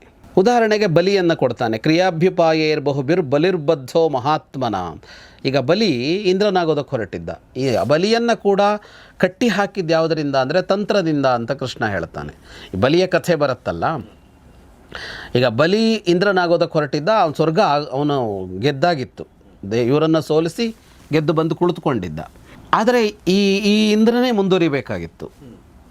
ಆಗ ಬಲಿಯನ್ನು ಪಾತಾಳಕ್ಕೆ ಕಳಿಸಿದ್ದು ಹೇಗೆ ಕಟ್ಟಿ ಹಾಕಿ ಅಂತ ಅಂದರೆ ತಂತ್ರ ಅಲ್ವಾ ಅಲ್ಲಿ ಅಂತ. ಈಗ ವಿಷ್ಣು ವಾಮನನಾಗಿ ಬಂದು ದಾನ ಕೇಳಿ ನನಗೆ 3 ಹೆಜ್ಜೆ ಬೇಕು ಅಂತ ಹೇಳಿ, ಇದೆಲ್ಲ ತಂತ್ರ ಅಲ್ವಾ. 3 ಹೆಜ್ಜೆ ಅಂತಂದಾಗ ಅವನಿಗೇನು ಅನಿಸುತ್ತೆ, 3 ಹೆಜ್ಜೆ ಸಣ್ಣ ಮಗುವಿನ ಹೆಜ್ಜೆ ಎಷ್ಟಿದೆ ಅಂತ ದಾನ ಕೊಡೋದಕ್ಕೆ ಹೋಗಿ 1 ಹೆಜ್ಜೆಯಲ್ಲಿ ಭೂಮಿಯನ್ನು, 1 ಹೆಜ್ಜೆಯಲ್ಲಿ ಅಂತರಿಕ್ಷವನ್ನು ಎಲ್ಲ ಆಳೋದು, ಇನ್ನೊಂದು ಹೆಜ್ಜೆ ಎಲ್ಲಿಡಲಿ ಅಂತ ಬಲಿ ಇವನು ಕೇಳಿದಾಗ ನನ್ನ ತಲೆ ಮೇಲೆ ಅಂತ ಬಲಿ ಹೇಳಿ ಅವನನ್ನು ಪಾತಾಳಕ್ಕೆ ತಳ್ಳಿ, ಇಲ್ಲೆಲ್ಲ ನಡೆದಿರೋದೇನು ತಂತ್ರ ಅಲ್ವಾ. ಅದನ್ನು ಕೃಷ್ಣ ಹೇಳ್ತಾ ಇದ್ದಾನೆ. ಕ್ರಿಯಾಭ್ಯುಪಾಯೈರ್ ಬಹುಬಿಹಿ ಬಲಿರ್ಬದ್ಧೋ ಮಹಾತ್ಮನ. ಹಲವು ತಂತ್ರಗಳ ಮೂಲಕ ಬಲಿಯನ್ನು ಕಟ್ಟಿ ಹಾಕಲಾಯಿತು. ಕ್ರಿಯಾಭ್ಯುಪಾಯೇ ಪೂರ್ವಂ ಹಿ ಹಿರಣ್ಯಾಕ್ಷೋ ಮಹಾಸುರ ಹಿರಣ್ಯಕಶುಪುಶ್ಚೈವ ಕ್ರಿಯೆಯೈವ ನಿಷೂದಿತವು. ಹಿರಣ್ಯಾಕ್ಷ ಹಿರಣ್ಯಕಶಪು ಅಂತ 2 ರಾಕ್ಷಸರಿದ್ರಲ್ಲ, ಅವರನ್ನು ಕೊಂದಿದ್ದು ಕೂಡ ಇಂಥ ತಂತ್ರಗಳ ಮೂಲಕವೇ ಅಂತ. ಈಗ ಹಿರಣ್ಯಕಶಪುವನ್ನು ಕೊಲ್ಲುವಾಗ ಕಂಬದಿಂದ ನರಸಿಂಹ ಬಂದು ಪ್ರಹ್ಲಾದ ವಿಷ್ಣು ಭಕ್ತನಾಗಿ ತಂದೆಗೂ ಮಗನಿಗೂ ಒಂದು ಅಲ್ಲಿ ಇದು ಬಂದು ಅವರ ನಡುವೆ ಒಂದು 2 ಸೈದ್ಧಾಂತಿಕ ಸಮರ ಏರ್ಪಟ್ಟು ಇಲ್ಲೆಲ್ಲ ಈಗ ಹಿರಣ್ಯಕಶಿಪಿನ ಜೊತೆಗೆ ದೇವತೆಗಳು ಬಂದು ನೇರ ಯುದ್ಧ ಮಾಡಿದ್ದಲ್ಲ ಅದು. ಯಾಕೆ ನೇರ ಯುದ್ಧದಲ್ಲಿ ಹಿರಣ್ಯಕಶಿಪನ್ನು ಕೊಲ್ಲೋದಕ್ಕಾಗಿರಲಿಲ್ಲ, ಹಿರಣ್ಯಾಕ್ಷನನ್ನು ಕೊಲ್ಲೋದಕ್ಕಾಗಿರಲಿಲ್ಲ. ಹಿರಣ್ಯಾಕ್ಷನನ್ನು ಕೊಲ್ಲೋದಕ್ಕೆ ವರಾಹ ರೂಪದಲ್ಲಿ ಬರಬೇಕಾಯಿತು, ಹಂದಿಯ ರೂಪದಲ್ಲಿ. ಯಾಕೆಂದರೆ ಅವನಿಗೆ ವರ ಇದೆ, ಹಿರಣ್ಯಾಕ್ಷನಿಗೆ ವರ ಇತ್ತು. ಅವನು ವರ ಕೇಳಿದ್ದ, ತನಗೆ ಯಾವುದರಿಂದಲ್ಲ ಸಾವು ಬರಬಾರದು ಅಂತ ವರ ಕೇಳಿದ್ದ. ಹಿರಣ್ಯಕಶಿಪು ಕೂಡ ಅದನ್ನೇ ಕೇಳಿದ್ದ. ಹಿರಣ್ಯಕಶಿಪು ಕೂಡ ಕೇಳಿದ್ದ. ಹಿರಣ್ಯಾಕ್ಷ ಕೇಳಿದ್ದೇನು ಅಂದರೆ ಹಂದಿ ಒಂದು ಬಿಟ್ಟಿದ್ದ. ಯಾಕೆಂದರೆ ತಾನು ತಿನ್ನುವ ಆಹಾರ ಹೇಗೆ ಸಾವಾಗಿ ಪರಿಣಮಿಸುತ್ತೆ ಅಂತ ಅವನು ಕೇಳಿದ್ದ. ಅವನು ಕಲಿಯುಗ ಗೊತ್ತಿರಲಿಲ್ಲ ಅವನಿಗೆ, ತಿನ್ನೋ ಆಹಾರವೇ ಸಾಯಿಸುತ್ತೆ ಅಂತ ಹಿರಣ್ಯಾಕ್ಷನಿಗೆ. ಹಿರಣ್ಯಕಶಿಪು ಕೂಡ ಅವನು ಹೇಳಿದ್ದ, ಅವನಿಗೆ ಆಕಾಶದಲ್ಲಾಗಬಾರದು, ಭೂಮಿಯಲ್ಲಾಗಬಾರದು, ಆಯುಧದಿಂದ ಆಗಬಾರದು ಅಂತೆಲ್ಲ ಕೇಳಿದ್ದ. ದಿನ ಆಗಬಾರ್ದು, ರಾತ್ರಿ ಆಗಬಾರ್ದು, ಮನುಷ್ಯರಿಂದ ಆಗಬಾರ್ದು, ರಾಕ್ಷಸರಿಂದ ಆಗಬಾರ್ದು, ಇಲ್ಲಿ ಪ್ರಾಣಿಯಿಂದ ಆಗಬಾರ್ದು. ಇಲ್ಲೆಲ್ಲ ನೋಡಿ ಅವ್ರ ತಂತ್ರನೇ. ಅದನ್ನೇ ಕೃಷ್ಣ ಹೇಳ್ತಾ ಇರೋದು. ಇವರೆಲ್ಲ ಏನು ಮಾಡಿದ್ದಾರೆ ಅಂದರೆ ತಂತ್ರಗಾರಿಕೆಯಿಂದ ತಮ್ಮ ಸುತ್ತ ಕೋಟೆ ಕಟ್ಕೊಂಡಿದ್ದಾರೆ. ಅವರು ವರ ಕೇಳುವಾಗಲೇ ಅವರಲ್ಲಿ ಬಹಳ ಜಾಣ್ಮೆ ಇದೆ ಅವರಿಗೆ ಅಲ್ವಾ. ಅಂದರೆ ಅಂದರೆ ಮರಣ ಇಲ್ಲ ಅಂತ ಆಗೋಲ್ಲ ಅಂತಂದಾಗ ಮರಣ ಯಾರು ಅಂದರೆ ಹೇಗೆ ಅವಾಯ್ಡ್ ಮಾಡ್ಬೋದು ಅಂತ ನೋಡಿದ್ದಾರೆ. ಅಲ್ಲವ್ರು ಹೂಡಿದ್ದು ತಂತ್ರವನ್ನು. ಈ ತಂತ್ರವನ್ನು ಸೋಲಿಸೋದು ಹೆಂಗೆ ಅಂದರೆ ಮತ್ತೊಂದು ತಂತ್ರ ಬೇಕು ಅಂತ. ಅದಕ್ಕೆ ಮಾಯಾವಿ ಮಾಯೆಯ ವಧ್ಯ ಅಂತ ಕೃಷ್ಣ ಹೇಳಿದ್ದು. ಎಲ್ಲರ ಮೇಲೆ ತಂತ್ರ ಪ್ರಯೋಗ ಮಾಡಬೇಕು ಅಂತಲ್ಲ. ಅವನು ತಂತ್ರ ಪ್ರಯೋಗ ಮಾಡ್ತಾನೆ ಅಂದರೆ ಎದುರುಗಡೆ ಇರೋವನು ತಂತ್ರ ಬಳಸೋದು ಅನಿವಾರ್ಯ. ಹಾಗಾಗಿ ಹಿರಣ್ಯಾಕ್ಷ ಹಿರಣ್ಯಕಶಿಪು ಇಬ್ಬರಲ್ಲಿ ಹಂದಿ ಬಂದು ಹಿರಣ್ಯಾಕ್ಷನ ಕೊಲ್ಲೋಕ್ಕಾಗತ್ತಾ? ಹಂದಿ ಹೇಗೆ ಕೊಲ್ಲತ್ತೆ ಅವನಿಗೆ? ಅವನು ಅದಕ್ಕಾಗಿ ಅದನ್ನೆಲ್ಲ ಲೆಕ್ಕಕ್ಕೆ ಸೇರಿಸ್ತಿಲ್ಲ. ದೇವಾನುದೇವತೆಗಳೇ ಅವನಿಗೆ ಲೆಕ್ಕಕ್ಕಿಲ್ವಂತೆ, ಹಂದಿ ಒಂದು ಹೇಗೆ ಲೆಕ್ಕ ಅಂತ. ಆದರೆ ಬಂದಿದ್ದ ವರಾಹವಾ ಅಂತ ಅಂದರೆ ಅಲ್ಲ. ವರಾಹದೊಳಗೆ ಬೇರೆ ಯಾರೋ ಇದ್ದರು, ವಿಷ್ಣು ಇದ್ದ. ಆದರೆ ಹೊರಗಡೆಯಿಂದ ಏನಿತ್ತು? ಅದೊಂದು ತಂತ್ರ ಅದು. ಹಾಗೆ ಇವನಿಗೂ ಹಾಗೆ ಅಂತ ಹಗಲಲ್ಲ, ರಾತ್ರಿ ಅಲ್ಲ, ಮೇಲಲ್ಲ, ಕೆಳಗಲ್ಲ, ಅವನ ತೊಡೆಯ ಮೇಲೆ ಯಾವ ಆಯುಧವೂ ಇಲ್ಲ, ಉಗುರು. ಈಗ ಯಾರಾದರೂ ಒಬ್ಬನನ್ನು ಉಗುರಿನಿಂದ ಕೊಲ್ಲಬಹುದು ಅಂತ ಯಾರಿಗಾರು ಒಂದು ಅನುಮಾನ ಬರುತ್ತಾ? ಉಗುರಲ್ಲೇ ಹೆಂಗೆ ಕೊಲ್ಲಕ್ಕಾಗತ್ತೆ ಅಂತ ಕೊಂದಿದ್ದು ಉಗುರಲ್ಲೇ. ಹಾಗಾಗಿ ಅವರ ತಂತ್ರಗಳಿಗೆ ಮತ್ತೆ ತಂತ್ರವೇ ಬೇಕಾಗತ್ತೆ, ಪ್ರತಿತಂತ್ರ. ಎಸ್. ವೃತ್ರಶ್ಚ ನಿಹತೋ ರಾಜನ್ ಕ್ರಿಯೆಯೈವನ ಸಂಶಯ. ವೃತ್ರನನ್ನು ಇಂದ್ರ ಕೊಂದಿದ್ದು, ವೃತ್ರಾಸುರನ್ನು ಕೊಂದಿದ್ದು ಕೂಡ ತಂತ್ರದಿಂದಲೇ. ತಥಾ ಪೌಲಸ್ತ್ಯತನಯೋ ರಾವಣೋ ನಾಮ ರಾಕ್ಷಸಃ ರಾಮೇಣ ನಿಹತೋ ರಾಜನ್ ಸಾನುಬಂಧ ಸಹ ಅನುಗಃ. ರಾವಣ ಅಂತ ಒಬ್ಬ ಇದ್ನಲ್ಲ, ಪೌಲಸ್ತ್ಯನ ಮಗ. ಅವನನ್ನು ಕೂಡ ರಾಮ ಕೊಂದಿದ್ದು ತಂತ್ರದಿಂದಲೇ ಅಂತ. ತಂತ್ರದಿಂದಲೇ ಅಂದ್ರೇನು? ರಾಮ ಅಲ್ಲೇನು ತಂತ್ರ ಆ ಯುದ್ಧದ ಹೊತ್ತಿನಲ್ಲಿ ಉಪಯೋಗಿಸಿದ್ದ ಬಳಸಿದ್ದ ಅಂತಲ್ಲ, ರಾಮನೇ ತಂತ್ರ ಅಂತ. Okay okay. ಈಗ ಅವನೇನು ಮನುಷ್ಯರು ಕಪಿಗಳು ಕರಡಿಗಳನ್ನು ಬಿಟ್ಟು ಮತ್ತೆ ಯಾರೂ ಕೊಲ್ಲಬಾರದು ಅಂತ ಹೇಳಿದ್ದ, ಈ ದೇವತೆಗಳು ಕೊಲ್ಲಬಾರದು ಅಂತ ಅವನು ಹೇಳಿದ್ದ. ಹಾಗಾಗಿ ಸ್ವತಃ ವಿಷ್ಣು ಬಂದು ಕೊಲ್ಲೋಕ್ಕಾಗಲ್ಲ ಅವನನ್ನು. ವಿಷ್ಣುವೇ ಸ್ವತಃ ಬಂದು ನಿಂತು ರಾವಣನನ್ನು ಕೊಲ್ಲೋಕ್ಕಾಗಲ್ಲ ಶಕ್ತಿ ಇದ್ದರೂ, ವರದ ಕಾರಣಕ್ಕಾಗಿ. ಆಗ ಅವನೇನಾದ? ಮನುಷ್ಯನಾದ. ಈಗ ಬಂದವನು ಮನುಷ್ಯನ ವಿಷ್ಣುವ ಅಂದರೆ ಮನುಷ್ಯನ ಅಂದರೆ ಅಲ್ಲ, ಅದೊಂದು ತಂತ್ರ. ಅದು ಒಳಗಡೆ ವಿಷ್ಣು ಇದೆ. ಹಾಂ, ಅದು ತಂತ್ರ ಅಂತ ಅದನ್ನು ಕೃಷ್ಣ ಹೇಳ್ತಾ ಇದ್ದಾನೆ ಅದನ್ನು. ಹಾಗಾಗಿ ರಾವಣ ಸಂಹಾರ ಆಗಿದ್ದು ಕೂಡ ಇಲ್ಲಿ ತಂತ್ರದ ಮುಖಾಂತರವೇ. 18ನೇ ದಿನದ ಕೊನೆಗೆ 18 ದಿನದ ಯುದ್ಧದಲ್ಲಿ ಕೃಷ್ಣನ ಎಲ್ಲ ನಡೆಗಳಿಗೆ ಕೃಷ್ಣ ಉತ್ತರ ಕೊಟ್ಟಂತಿದೆ. ಇದು ಯಾಕೆ ಯುದ್ಧ ಹೀಗೆ ನಡೀತು ಅಂತ ಅಂದರೆ ಇಲ್ಲಿ ಉತ್ತರ ಇದೆ. ಕ್ರಿಯೆಯ ಯೋಗಮಾಸ್ಥಾಯ ತಥಾ ತ್ವಮಪಿ ವಿಕ್ರಮ. ನೀನೂ ಕೂಡ ನಿನ್ನ ಪರಾಕ್ರಮವನ್ನು ಇಲ್ಲಿ ತೋರಬೇಕಾದದ್ದು ತಂತ್ರಪೂರ್ವಕವಾಗಿಯೇ, ತಂತ್ರ ಇರಬೇಕದರಲ್ಲಿ ಅಂತ. ನಾನೂ ಕೂಡ ತಂತ್ರವನ್ನು ಬಳಸಿದ್ದೀನಿ ಅಂತ. ಕ್ರಿಯಾಭ್ಯುಪಾಯೈರ್ನಿಹತೋ ಮಯಾ ರಾಜನ್ ಪುರಾತನೆ ತಾರಕಶ್ಚ ಮಹಾದೈತ್ಯೋ ವಿಪ್ರಚಿತ್ತಿಶ್ಚ ವೀರ್ಯವಾನ್. ತಾರಕ ಅನ್ನುವ ಒಬ್ಬ ದೈತ್ಯನನ್ನು, ವಿಪ್ರಚಿತ್ತಿ ಎನ್ನುವಂತಹ ಒಬ್ಬ ದೈತ್ಯನನ್ನು ನಾನು ಕೂಡ ತಂತ್ರದ ಮೂಲಕವೇ ಕೊಂದಿದ್ದೆ ಅಂತ. ವಾತಾಪಿ ರಿಲ್ವಲಶ್ಚೈವ ತ್ರಿಶಿರಾಶ್ಚ ತಥಾ ವಿಭೋ ಸುಂದೋಪಸುಂದ ವಸರವು ಕ್ರಿಯೆಯೈವ ನಿಷೋದಿತವು. ವಾತಾಪಿ ಇಲ್ವಲ ಅಂತ ಇಬ್ಬರು ಇದ್ದರು, ಅವರನ್ನು ಕೂಡ ತಂತ್ರದಿಂದಲೇ ಕೊಲ್ಲಲಾಯಿತು. ವಾತಾಪಿ ಇಲ್ವರ ಕತೆ ಇದೆಯಲ್ಲ, ಅಣ್ಣ ತಮ್ಮ ಭಾಳ ಶಕ್ತಿಶಾಲಿಗಳು ರಾಕ್ಷಸರು, ಯಾರಿಗೂ ಸೋಲ್ಸೋದಕ್ಕಾಗ್ತಾ ಇರಲಿಲ್ಲ. ಅವ್ರು ಏನು ಮಾಡ್ತಾಯಿದ್ರು ಅಂತ ಅಂದರೆ ಅವರಿಗೆ ಬೇರೆ ಬೇರೆ ರೂಪ ಧರಿಸೋದಕ್ಕೆಲ್ಲ ಬರ್ತಾಯಿತ್ತು. ಈ ಇಲ್ವಲ ಅನ್ನೋನು ಅವನು ಪ್ರಾಣಿಯ ರೂಪ ಧರಿಸ್ತಿದ್ದ, ಕುರಿಯ ರೂಪ ಧರಿಸ್ತಾ ಇದ್ದ. ವಾತಾಪಿ ಅವನನ್ನು ಕಡಿದು ಅಡುಗೆ ಮಾಡ್ತಾ ಇದ್ದ. ಅದನ್ನು ನಮ್ಮಪ್ಪನ ಶ್ರಾದ್ದ ಅಂತ ಕರಿತಿದ್ದ. ಈ ಋಷಿಗಳ ಮೇಲೆ ಸಿಟ್ಟವರಿಗೆ, ತಪಸ್ ಮಾಡ್ತಾ ಇದ್ದವರಿಗೆ ಕರೆದು ಶ್ರಾದ್ದ ಅಂತ ಊಟ ಹಾಕ್ತಾ ಇದ್ದ. ಊಟ ಹಾಕಿ ಅವನು ಒಳಗಡೆ ಹೋಗ್ತಾ ಇದ್ದ, ಅಂದರೆ ಆ ಮಾಂಸವಾಗಿ ಒಳಗೆ ಹೋಗ್ತಿದ್ನಲ್ಲ. ಒಳಗೆ ಹೋದ ಕೂಡಲೇ ವಾತಾಪಿಯನ್ನು ಕರಿತಾ ಇದ್ದ ಇವನು, ವಾತಾಪಿ ಹೊರಗೆ ಬಾ ಅಂತ. ಆದರೆ ವಾತಾಪಿ ಸೀಳ್ಕೊಂಡು ಹೊರಗೆ ಬಂದುಬಿಡ್ತಿದ್ದ ಜೀವ ತಳೆದು ಒಳಗೆ. ಯಾಕೆಂದರೆ ಅವರಿಗೆ ಆ ಮಾಯೆ ಇತ್ತಲ್ಲ. ಅಗಸ್ತ್ಯರು ಏನು ಮಾಡಿದ್ರು ಅಂದರೆ, ಅಗಸ್ತ್ಯರನ್ನು ಕರೆದ ಒಂದಿನ. ಅಗಸ್ತ್ಯರು ವಾತಾಪಿಯ ಇದು ಒಳಗೆ ಹೋಯ್ತಲ್ಲ, ಜೀರ್ಣ ಮಾಡ್ಕೊಂಡು ಬಿಟ್ರು ಅವರಲ್ಲಿ. ಜೀರ್ಣವಾಗದೇ ಇದ್ದಾಗ ಹೊರ ಬರಬಹುದಾಗಿತ್ತು. ಹೊಟ್ಟೆಗೆ ಹೋಗ್ತಾ ಇದ್ದಂತೆಯೇ ಜೀರ್ಣ ಮಾಡ್ಕೊಂಬಿಟ್ರು ಅವರು. ಜೀರ್ಣ ಆದಮೇಲೆ ಮುಗೀತಲ್ಲೇನೂ ಇಲ್ಲ. ಹಾಗಾಗಿ ಇವನು ಇಲ್ವಲ್ಲ, ಅವನನ್ನು ಕರೆದ್ರೆ ಅವನಿಲ್ಲ ಅಲ್ಲಿ. ಇಲ್ಲಿ ನಡೆದಿದ್ದೇನು ಅಂದರೆ ತಂತ್ರವೇ ಅಲ್ಲಿ ನಡೆದಿದ್ದು. ಅದನ್ನು ಹೇಳ್ತಾ ಇದ್ದಾನೆ ಉಪಾಯ ಅಂತ. ಇನ್ನೊಂದು ಅರ್ಥದಲ್ಲಿ ತಂತ್ರ ಅಂತ ಅನ್ನೋದಕ್ಕೆ ನಮ್ಮಲ್ಲಿ ತುಂಬ ಬಳಕೆಯಲ್ಲಿರುವ ಸಾಧಾರಣವಾಗಿ ಅಂದರೆ ಉಪಾಯದಿಂದ ಮಾಡಬೇಕು ಅಂತ. ಸುಂದೋಪಸುಂದಾವಸರವು ಕ್ರಿಯೆಯೈವ ನಿಷೋದಿತವು. ಸುಂದ ಉಪಸುಂದ ಅಂತ ಇಬ್ಬರಿದ್ದರು ಅಣ್ಣ ತಮ್ಮ, ಬಹಳ ಪರಾಕ್ರಮಿಗಳು, ದೇವತೆಗಳಿಗೂ ಸೋಲಿಸೋದಕ್ಕಾಗ್ತಾ ಇರಲಿಲ್ಲ. ಏನೂ ಮಾಡೋದಕ್ಕಾಗಲಿಲ್ಲ ಅಂತಂದಾಗ ಒಂದು ತಂತ್ರ ಹೂಡ್ತಾರೆ. ಏನು ಅಂದರೆ, ಒಬ್ಬ ಅದ್ಭುತ ಸೌಂದರ್ಯದ ಅಪ್ಸರೆಯನ್ನು ಹುಟ್ಟಿಸ್ತಾರೆ, ಅವಳನ್ನು ಕಳಿಸ್ತಾರೆ. ಸುಂದ ಹೇಳ್ತಾನೆ ಇವಳು ನನ್ನ ಹೆಂಡತಿ ಅಂತ. ಅವನು ಉಪಸುಂದ ಹೇಳ್ತಾನೆ ಇಲ್ಲ, ನಂಗೆ ಮನಸ್ಸಾಗಿದೆ, ಅವಳು ನನ್ನ ಹೆಂಡತಿ ಅಂತ. ಅವಳು ಯಾರಿಗೆ ಅನ್ನೋ ವಿಷಯದಲ್ಲಿ ಅನ್ಯೋನ್ಯವಾಗಿದ್ದ ಅಣ್ಣ ತಮ್ಮ ಹೊಡ್ಕೊಂಡು ಸತ್ತೋಗ್ತಾರೆ. ಇಬ್ಬರು ಹೊಡ್ಕೊಂಡು ಸತ್ತೋಗ್ತಾರೆ. ಆ ಅಪ್ಸರೆ ತಾನಾಗಿ ಬಂದಿದ್ದಲ್ಲ, ಅದು ಇವರು ಮಾಡಿದ್ದು, ಅದನ್ನು ತಂತ್ರ ಹೂಡಿದ್ದು. ಅಂದರೆ ಇಡೀ ಇತಿಹಾಸವನ್ನೇ ಬಿಚ್ಚಿಡ್ತಾ ಇದ್ದಾನೆ ಕೃಷ್ಣ ಯುಧಿಷ್ಠಿರನ ಮುಂದೆ. ಕ್ರಿಯಾಬಲವತಿ ರಾಜನ್ ನಾಣ್ಯತ್ ಕಿಂಚಿದ್ ಯುಧಿಷ್ಠಿರ. ಕೃಷ್ಣ ಹೇಳ್ತಾನೆ, ಈ ತಂತ್ರೋಪಾಯಗಳಿದೆಯಲ್ಲ ಅದರಷ್ಟು ಬಲಿಷ್ಠವಾದ ದಾರಿ ಇನ್ನೊಂದಿಲ್ಲ ಅಂತ. ಹಾಗಾಗಿ ಕ್ರಿಯಾಂ ತಸ್ಮಾತ್ ಸಮಾಚಾರ, ಇಲ್ಲಿ ನೀನು ಉಪಾಯವನ್ನೇ ಆಶ್ರಯಿಸಬೇಕು ಅಂತ ಹೇಳ್ತಾನೆ. ಅದನ್ನು ಕೇಳಿ ಯುಧಿಷ್ಠಿರ ನಗ್ತಾನೆ ಅಂದರೆ ಅವನ ಮುಖದಲ್ಲಿ ನಗು ಬರುತ್ತೆ. ನಕ್ಕು ಮಾತಾಡೋದಕ್ಕೆ ಆರಂಭ ಮಾಡ್ತಾನೆ ದುರ್ಯೋಧನನ ಜೊತೆಗೆ ಮೇಲೆ ನಿಂತುಕೊಂಡು. ಸುಯೋಧನ ಕಿಮರ್ಥೋಯ ಮಾರಂಭೋಪ್ಸುಕೃತಸ್ತ್ವಯ ಸರ್ವಂ ಕ್ಷತ್ರಂ ಘಾತಯಿತ್ವಾ ಸ್ವಕುಲಂಚ ವಿಷಾಂಪತೆ. ನೀರೊಳಗೆ ಮುಳುಗಿದೆಯಲ್ಲ, ಏನಿದು? ಎಲ್ಲ ಕ್ಷತ್ರಿಯರ ಸಂಹಾರವನ್ನೂ ಮಾಡಿಸಿ ನಿನ್ನ ಕುಲದವರನ್ನೂ ಕೊಂದು ಮುಗಿಸಿ ನೀರೊಳಗೆ ಹೋಗಿ ಕುಳಿತುಕೊಂಡಿದೆಯಲ್ಲ. ಜಲಾಶಯಂ ಪ್ರವಿಷ್ಟೋದ್ಯ ವಾಂಛಂಜೀವಿತಮಾತ್ಮನಃ ಉತ್ತಿಷ್ಠ ರಾಜನ್ ಯುದ್ಧಸ್ವ ಸಹಾಸ್ಮಾಭಿಸ್ಸು ಯೋಧನ.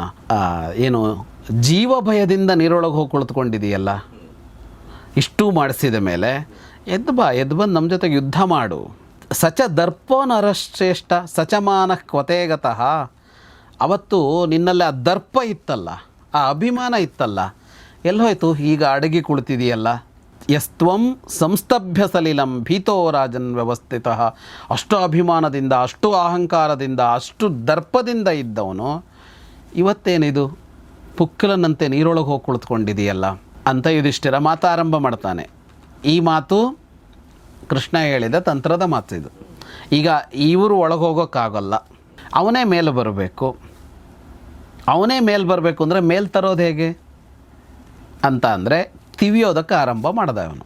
ಸರ್ವೇ ತ್ವಾಂ ಶೂರ ಇತ್ಯೇವ ಜನ ಜಲ್ಪಂತಿ ಸಂಸದಿ ವ್ಯರ್ಥಂ ತದ್ಭವತೋ ಮನ್ಯೆ ಶೌರ್ಯಂ ಸಲಿಲಶಾಯಿನಃ. ನೀರೊಳಗೆ ಅಡಗಿರುವ ನಿನ್ನನ್ನೇ ತುಂಬಿದ ಸಭೆಗಳಲ್ಲಿ ವೀರ ಶೂರ ಪರಾಕ್ರಮಿ ಅಂತ ಜನ ಕರಿತಾ ಇದ್ದಿದ್ದು ಅಂತ ಕೇಳ್ತಾನೆ. ಅಂದರೆ ಜೀವ ಭಯದಿಂದ ನೀರೊಳಗೆ ಹೋಗಿ ಕುಳಿತುಕೊಳ್ಳುವನನ್ನು ಈ ಹೆಸರಿಂದ ಕರೆದ್ರಲ್ಲ ಅಂತ. ಕ್ಷತ್ರಿಯರ ಕುಲದಲ್ಲಿ ಹುಟ್ಟಿದೆಯಾ, ಕ್ಷತ್ರಿಯೋಸಿ, ಕ್ಷತ್ರಿಯ ನೀನು, ಕುಲೋದ್ಭವ, ಅದರಲ್ಲೂ ಹೆಸರಾಂತ ವೀರರ ಮನೆತನದಲ್ಲಿ ಹುಟ್ಟಿದೆಯಾ, ಅದರಲ್ಲೂ ಕೌರವೇಯೋ ವಿಶೇಷೇಣ, ಅದರಲ್ಲೂ ಕುರುವಂಶದಲ್ಲಿ ಹುಟ್ಟಿದೆಯಾ. ಕೊನೆ ಪಕ್ಷ ಕುಲೇ ಜನ್ಮ ಚ ಸಂಸ್ಮರ. ನಿನ್ನ ವಂಶನಾದರೂ ನೆನಪು ಮಾಡ್ಕೋ, ಎಂತೆಂಥ ವೀರರಿದ್ದರು ಇಲ್ಲಿ ಅಂತ.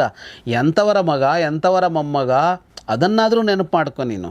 ಕುರುವಂಶದಲ್ಲಿ ಹುಟ್ಟಿದ ನಿನ್ನಂಥವನೊಬ್ಬ ಹೀಗೆ ಹೇಗೆ ನೀರೊಳಗೆ ಅಡಗಿಕೊಳ್ಳೋದಕ್ಕಾಗತ್ತೆ ಅಂತ ಕೇಳ್ತಾನೆ. ಸಕಥಂ ಕೌರವೇ ವಂಶೇ ಪ್ರಶಂಸನ್ ಜನ್ಮ ಚಾತ್ಮನಃ. ನೀನೇ ಎಷ್ಟೋ ಸರಿ ಹೇಳ್ಕೊಳ್ತಾ ಇದ್ದೆ, ಮಹಾವೀರರ ಕುರುವಂಶದಲ್ಲಿ ನಾನು ಹುಟ್ಟಿದ್ದೀನಿ ಅಂತ ಹೇಳ್ಕೊಳ್ತಾ ಇದ್ದೀಯಲ್ಲ, ಅಂಥವನು ಈಗ ಹೀಗೆ ಮಾಡ್ಬೋದಾ? ಪ್ರವಿಶ್ಯ ಪ್ರತಿಷ್ಠಿಸಿ ಅಡಗಿ ಕುಳಿತಿದೆಯಲ್ಲ. ಯುದ್ಧ ಮಾಡದೇ ಇರೋದು ಹೀಗೆ ನೈಷಧರ್ಮ ಸನಾತನಃ. ಇದು ಕ್ಷತ್ರಿಯ ಧರ್ಮ ಅಲ್ಲ. ಅನಾರ್ಯ ಜುಷ್ಟಂ ಅಸ್ವರ್ಗ್ಯಂ. ನಿನಗೆ ಪುಣ್ಯ ಕೂಡ ಬರಲ್ಲ ಇದರಲ್ಲಿ. ರಣೇರಾಜನ್ ಪಲಾಯನ ಇದು. ಹೇಳಿತನ ಅನ್ನೋದರಲ್ಲಿ ನಿನಗೆ ಕೀರ್ತಿ ಕೂಡ ಬರಲ್ಲ, ಪುಣ್ಯ ಕೂಡ ಬರಲ್ಲ. ಇದು ನಿನ್ನ ಧರ್ಮ ಕೂಡ ಅಲ್ಲ ಅಂತ. ಯುದ್ಧ ಅಂತ ಬಂದೆ ನೀನು, ಗೆಲ್ಲೋದಕ್ಕೆ ಅಂತ ಬಂದಿದ್ದಿ. ಯುದ್ಧೇ ತ್ವಂ ವೈ ಜಿಜೀವಿಷು. ಗೆಲ್ಲೋದಕ್ಕೆ ಅಂತ ತಾನೇ ಯುದ್ಧ ಆರಂಭ ಮಾಡಿದ್ದು. ಕಥಂ ಪಾರಮಗತ್ವಾಹಿ. ಯುದ್ಧ ಮುಗಿದಿಲ್ವಲ್ಲ ಈಗ, ಅಷ್ಟರೊಳಗೆ ಹೇಗೆ ಕುಳಿತುಕೊಳ್ತಾ ಇದೆಯಾ? ಅಷ್ಟರೊಳಗೆ ಮಾಡಿದ್ದಾದರೂ ಏನೋ ನೀನು ಮಕ್ಕಳನ್ನು ಬಲಿ ಕೊಟ್ಟೆ, ಸಹೋದರನ ಬಲಿ ಕೊಟ್ಟೆ, ಚಿಕ್ಕಪ್ಪ ದೊಡ್ಡಪ್ಪ ಅಜ್ಜ ಮುತ್ತಜ್ಜ ಇಂಥವ್ರನ್ನ ಬಲಿ ಕೊಟ್ಟೆ, ಸಂಬಂಧಿಗಳನ್ನು ಬಲಿ ಕೊಟ್ಟೆ, ವಯಸ್ಸಾಂಶ ಗೆಳೆಯರನ್ನು ಬಲಿ ಕೊಟ್ಟೆ, ಮಾತುಲಾನ್ ಸೋದರ ಮಾವಂದಿರನ್ನ ಬಲಿ ಕೊಟ್ಟೆ. ಎಲ್ಲರನ್ನ ಬಲಿ ಕೊಟ್ಟು ಹೃದಯ ತಿಷ್ಠಸಿ ಸಾಂಪ್ರತಂ. ಈಗ ನೀರೊಳಗೆ ಹೋಗಿ ಕುಳಿತುಕೊಳ್ತೀಯ. ಶೂರಮಾನೀಚ ಶೂರಸ್ತ್ವಂ ನ ಶೂರಸ್ತ್ವಂ ಮಿಥ್ಯಾವದಸಿ ಭಾರತ.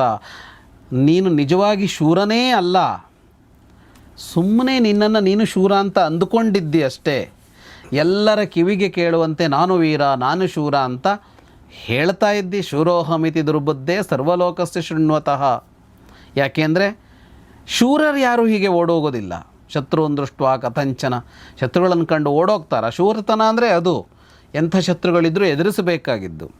ಎಲ್ಲರನ್ನ ಕೊಂದ ಮೇಲೆ ಜೀವದ ಆಸೆ ಹುಟ್ಟುಕೊಳ್ತಾ ನಿನಗೆ ಅಂತ. ಘಾತಯಿತ್ವ ಸರ್ವಸೈನ್ಯಂ ನೈದಾನೀಂ ಜೀವಿತೇ ಬುದ್ಧಿ.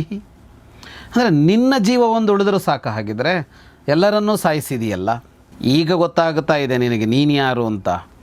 ಆಗ ಕರ್ಣ ಶಕುನಿ ಇವರಿಬ್ಬರ ಜೊತೆಗೆ ಇದೆಯಲ್ಲ, ಅಮರ್ತ್ಯೈವ ಸಮೋಹ ತ್ವಮಾತ್ಮಾನಂ ನ ಬುದ್ಧವಾನ್. ಅವತ್ತು ನಿನಗೆ ನೀನು ಅಮರ ಅಂತ ಅನಿಸಿತ್ತಲ್ವಾ?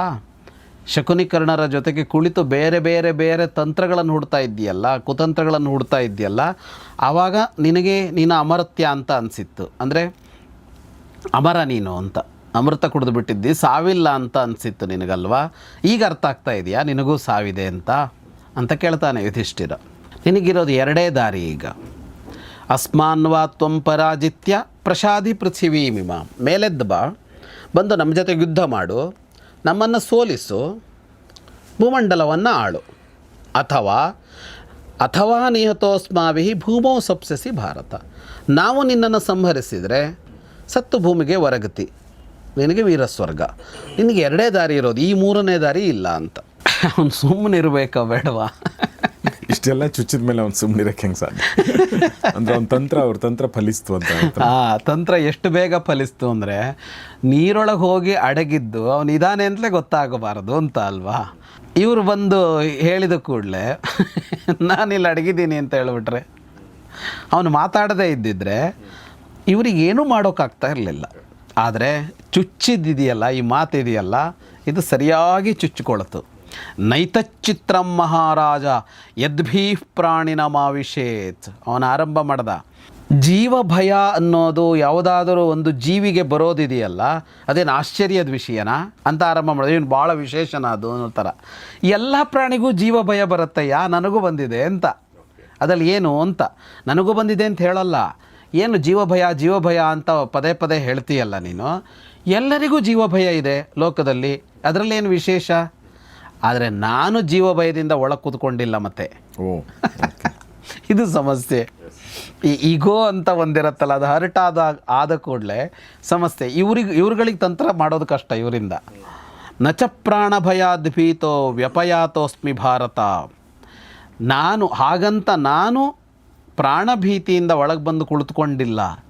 ಮತ್ತೆ ಯಾಕೆ ಕುಳಿತುಕೊಂಡಿದ್ದೀನಿ ಅಂದರೆ, ಅರಥಶ್ಚಾನಿಷಂಗೀಚ ನಿಹತ ಪಾರ್ಟ್ನಿಸಾರಥಿ ಏಕಶ್ಚಾಪ್ಯಗಣ ಸಂಖ್ಯೆ ಪ್ರತ್ಯಾಶ್ವಾಸಮರೋಚಯಂ.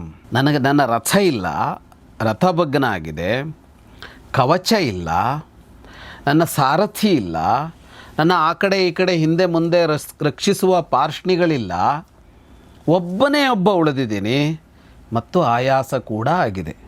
ಅದಕ್ಕಾಗಿ ಬಂದಿದ್ದೀನಿ ಹೊರತು ಪ್ರಾಣಭೀತಿಯಿಂದ ಅಲ್ಲ ಅಂತ. ಅಂದರೆ ಯುದ್ಧ ಮಾಡೋದಕ್ಕೆ ಬೇಕಾದಂತಹ ಸಾಧನ ಸಲಕರಣೆಗಳಿಲ್ಲ, ಅದಕ್ಕೆ ಸುಮ್ಮನಿದ್ದೀನಿ. ನನ್ನೊಳಗೆ ಭಯ ಅಲ್ಲ ಯುದ್ಧ ಮಾಡೋದಕ್ಕೆ, ನನಗೆ ಆ ಧೈರ್ಯ ಇದ್ದೇ ಇದೆ ಯುದ್ಧ ಮಾಡೋದು. ಆದರೆ ಬೇಕಾದ ಇದಿಲ್ವಲ್ಲ, ಆಯುಧಗಳಿಲ್ವಲ್ಲ, ವ್ಯವಸ್ಥೆ ಇಲ್ವಲ್ಲ. ಆ ವ್ಯವಸ್ಥೆ ಮಾಡ್ಕೋಬೇಕು ತಾನೆ, ಮಾಡ್ಕೊಂಡು ಯುದ್ಧಕ್ಕೆ ಬರಬೇಕು ತಾನೆ. ವೀರ ಅನ್ನೋ ಕಾರಣಕ್ಕಾಗಿ ಏಕಾಏಕಿ ನುಗ್ಗೋಕ್ಕಾಗಲ್ವಲ್ಲ, ಅವನು ಎಲ್ಲ ಸಿದ್ಧಪಡಿಸ್ಕೊಂಡೇ ಹೋಗ್ಬೇಕಲ್ಲ. ಅಷ್ಟಕ್ಕೆ ಬಂದಿರೋದು ಇದು, ಪ್ರಾಣಭೀತಿ ಅಲ್ಲ ಅಂತ. ನ ಪ್ರಾಣಹೇತೋಹೋ ನ ಭಯಾನ್ ನ ವಿಷಾದಾದ್ವಿಷಾಂಪತೆ ಇದಮಂಬ ಪ್ರವಿಷ್ಟೋಸ್ಮಿ ಶ್ರಮಾತ್ವಿದಮನುಷ್ಠಿತಂ. ಆಯಾಸವೂ ಆಗಿದೆ, ಪ್ರಾಣಕ್ಕಾಗಿಯೋ ಭಯಕ್ಕಾಗಿಯೋ ವಿಷಾದಕ್ಕಾಗಿಯೋ ಬಂದು ಕುಳಿತಿಲ್ಲ ಅಂತ ಹೇಳ್ತಾನೆ. ನನಗೇನು ವಿಷಾದವೂ ಆಗಿಲ್ಲ ಅಂತ. ಇಷ್ಟೆಲ್ಲ ಜನರನ್ನು ಕೊಂದು ಕಳೆದು ಬಿಟ್ಟೆ ಅಂತೆಲ್ಲ ನನಗೇನೂ ಅನಿಸಿಲ್ಲ ಅಂತ. ಖಿನ್ನನಾಗೇನೂ ಇಲ್ಲ, ಖೇದಗೊಂಡಿಲ್ಲ. ಹಾಗಾಗಿ ಆಯಾಸ ಆಗಿದೆ, ಬಂದು ಕುಳಿತಿದ್ದೇನೆ. ತ್ವಂಚಾಶ್ವಸಿಹಿ ಕೌಂತೆಯ ಏಚಾಪ್ಯನುಗಾತಾಸ್ತವ. ನಿಮಗೂ ಆಯಾಸ ಆಗಿರುತ್ತೆ, ನಿನಗೂ ಆಗಿದೆ, ನಿನ್ನ ಜೊತೆ ನಿನ್ನ ಹಿಂಬಾಲಕರಿಗೂ ಆಗಿರುತ್ತೆ. ಎಲ್ಲರೂ ಆಯಾಸ ಪರಿಹಾರ ಮಾಡಿಕೊಳ್ಳಿ, ನಾನು ಆಮೇಲೆ ಮೇಲೆದ್ದು ಬರ್ತೀನಿ, ಆಮೇಲೆ ಯುದ್ಧ ಮಾಡೋಣ ಅಂತ ಹೇಳ್ತಾನೆ. ಅಂದರೆ ಇವು ಉತ್ತರ ಕೊಟ್ಟ, ನಾನಿಲ್ಲಿದ್ದೀನಿ ಅಂತ ಹೇಳ್ದ, ಆದರೆ ಎದ್ದು ಬರಲಿಲ್ಲ. ಅಂದರೆ ಅಷ್ಟೆಲ್ಲ ಸುಲಭಕ್ಕೆ ದುರ್ಯೋಧನನ ಎಬ್ಸೋದಕ್ಕಾಗೋದಿಲ್ಲ. ಇವನು ತಿವಿದು ಬಿಟ್ಟ ಮಾತಲ್ಲಿ ಎದ್ದು ಬಂದುಬಿಟ್ನ ಅಂದರೆ ಇಲ್ಲ. ಇವನಿಗೂ ಹೇಳ್ದ ಅದನ್ನೇ, ಅವ್ರಿಗೇನು ಹೇಳಿದ್ನೋ ಅದನ್ನೇ ಹೇಳ್ದ. ಸೊ ಅಲ್ಲಿಗೆ ಮೊನ್ನೆ ನಾವು ಉಮೇಶ್ ಸರ್ದು ನಮ್ಮ ಬೆಂಗಳೂರು ಅಂಡರ್ವರ್ಲ್ಡ್ ಮಾಡಬೇಕಾದ್ರೆ ಅವರು ಹೇಳಿದ ನೆನಪು ಅಂತಂಗೆ, ಅಂದರೆ ಇಡೀ ರೌಡಿಸಮ್ನ ಇರುವಂಥ ಒಬ್ಬ ವ್ಯಕ್ತಿ ರೌಡಿನೋ ಡಾನೋ ಇನ್ನೊಂದು ಆಗ್ತಾನೆ ಅಂತಂದಾಗ ಅದರಲ್ಲಿ ಹಿಂದಿರುವಂಥ ಒಂದೇ ಒಂದು ಗುಣ ಅಂದರೆ ಈಗೋ ಅಂತಲೇ ಹೇಳ್ತಾರೆ ಅವರು.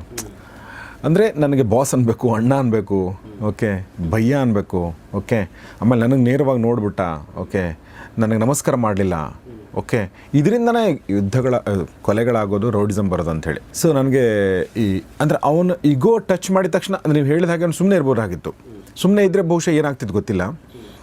ಬಟ್ ಅಲ್ಲಿ ನೀನು ಜೀವಭಯದಿಂದ ಕೂತ್ಕೊಂಡಿದೀಯ ಅಂದ ತಕ್ಷಣ ಅವನಿಗೆ ಈಗೋ ಹರ್ಟ್ ಆಗ್ಬಿಡ್ತು, ನನಗೆ ಹಿಂಗೆ ಅಂತ ಇದ್ದಾನಲ್ಲ ಅಂತ. ಹೌದು. ಸೊ ಅಂದರೆ ನಮ್ಮ ವೀಕ್ನೆಸ್ಗಳು ಹೊರಗಡೆ ಬರೋದು ಈ ಈಗೋದಿಂದನೇ ಅಲ್ವಾ. ಈಗೋ ಟಚ್ ಆದ ತಕ್ಷಣ, ಹರ್ಟ್ ಆದ ತಕ್ಷಣ ಒಳಗಡೆ ಇರೋದು ಹೊರಗಡೆ ಬಂದುಬಿಡುತ್ತೆ. ಅಂದರೆ ಎಂಥ ಪ್ರಸಂಗದಲ್ಲಿದ್ದರೂ ಕೂಡ, ಅಂದರೆ ಜೀವ ಹೋಗುವಂಥ ಪ್ರಸಂಗ ಆದರೂ ಕೂಡ ಏನು. ಸೊ ಅದನ್ನು ನಾವು ಮಾತಾಡಿದ್ವಿ. ಈಗ ಮತ್ತೆ ದುರ್ಯೋಧನ ಮತ್ತೆ ಏನು ಹೇಳ್ತಾನೆ, ಮುಂದೆ ಯುಧಿಷ್ಠಿರ ಏನು ಹೇಳ್ತಾನೆ, ಕೊನೆಗೆ ಬರೋ ಹಾಗೆ ಮಾಡುವಂಥ ಒಂದು ಮಾತು ಯಾವುದು ಅನ್ನೋದನ್ನು ನಾವು ಮುಂದಿನ ಭಾಗದಲ್ಲಿ ನೋಡೋಣ ಅಂತ ಹೇಳ್ತಾ ಇವತ್ತಿನ ಎಪಿಸೋಡ್ ಮುಗಿಸೋಕ್ಕಿಂತ ಮುಂಚೆ ವಿದ್ವಾನ್ ಜಗದೀಶ್ ಶರ್ಮಾ ಸಂಪತ್ ಸರ್ಗೆ ನಿಮ್ಮೆಲ್ಲರ ಪರವಾಗಿ ಧನ್ಯವಾದಗಳು sir. Thank you very much. So ಸ್ನೇಹಿತರೆ, ಇದು ಮಹಾಭಾರತ ರಹಸ್ಯಗಳು ಕಾರ್ಯಕ್ರಮದ ಮತ್ತೊಂದು ಸಂಚಿಕೆ. ನಿಮ್ಮ ಸ್ನೇಹಿತರೊಂದಿಗೆ ಶೇರ್ ಮಾಡಿ, ನಿಮ್ಮ ಥಾಟ್ಸ್, ನಿಮ್ಮ ಅನಿಸಿಕೆಗಳನ್ನ ಕಮೆಂಟ್ ಬಾಕ್ಸಲ್ಲಿ ತಿಳಿಸಿ. ನೋಡ್ತಾರೆ ಗೌರಿ ಶಕ್ತಿ ಸ್ಟುಡಿಯೋ, ನೋಡ್ತಾರೆ ಮಹಾಭಾರತ ರಹಸ್ಯಗಳು. ನಮಸ್ಕಾರ. ಉತ್ತಮ ಭಾಷಣಕಾರನಾಗಬೇಕೆ? ಸಾರ್ವಜನಿಕ ವೇದಿಕೆಗಳಲ್ಲಿ ನಿರರ್ಗಳವಾಗಿ ಮಾತನಾಡಬೇಕೆ? ಇಲ್ಲಿದೆ ಕಲಿಯುವ ಸುವರ್ಣಾವಕಾಶ. Public speech and media management workshop, 1 ದಿನದ ಕಾರ್ಯಾಗಾರ, ಮಾರ್ಚ್ 8 ಭಾನುವಾರ. ಆಸಕ್ತರು ರಿಜಿಸ್ಟರ್ ಮಾಡಿಕೊಳ್ಳಿ.